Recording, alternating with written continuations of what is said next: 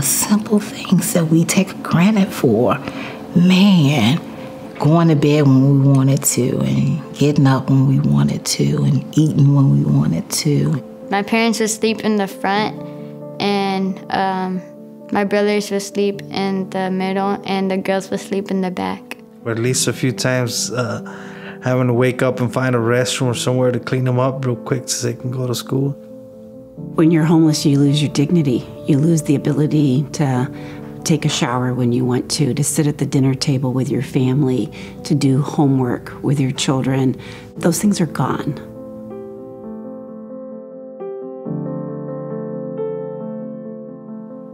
We were at a good point in our lives, me and Terrence. I had a house, I had a home, and just for it to just go all the way, and I didn't want this for my son.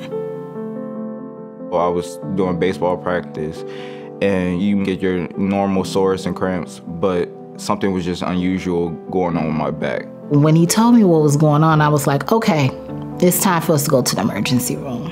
And that's when they came back and they told us that he had a tumor. I was in and out of treatment for 4 months. My mom had to go on family medical leave because she had to take care of me when I was throwing up because of chemo or I was weak.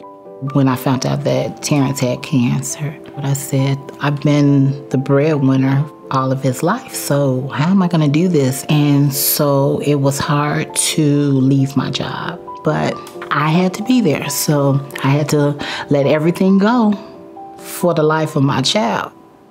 It was scary because that was like the first time that I was homeless and didn't know if it was, okay. Didn't know how we were gonna get back on our feet.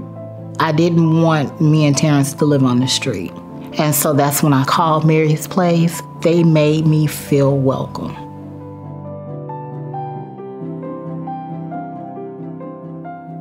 At Mary's Place, we view housing as a universal human right, and the goal is when families enter shelter that we start working them right away on getting into housing. So we pair you with employment specialists. We talk about your financial status and where you are and what you need to do so that you can move forward into housing. Last year, the No Child Sleeps Outside campaign rallied around these homeless families. And so Mary's Place opened up 280 more beds. We were able to hire diversion specialists that are working with families. And then we hired housing locators to make sure that we had the capacity to move people forward. And that was a gift from our community. Our choices do affect what happens in life. That said, there are lots and lots of things that are out of our control. There's so many families who are just one lost job or one medical emergency away from experiencing homelessness.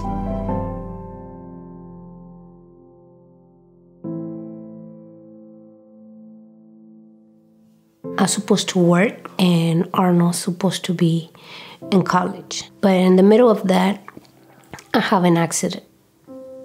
So I was forcing my body. Finally, I told my doctor, my body, I can't. I was devastated. I had to let go of the college. I had to. In that time, we are living day by day. Sometimes I cannot afford the motels. We stay in the truck. That was one of the hardest things, just to see them, in the car, cold, freezing, and holy smokes.